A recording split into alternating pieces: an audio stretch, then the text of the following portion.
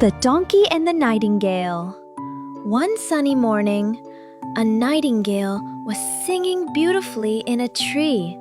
Her sweet voice filled the forest, and all the animals stopped to listen. They closed their eyes and smiled, enjoying the wonderful music. Just then, a donkey walked by. "Your singing is too soft," he said. "My bray is much louder."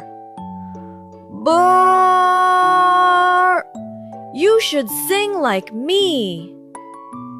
The nightingale felt sad, but tried to sing louder.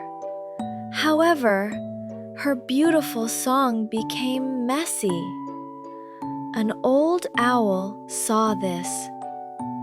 "Dear nightingale," he said, "don't listen to the donkey. Everyone has their own talent. Your soft song is perfect." The nightingale nodded.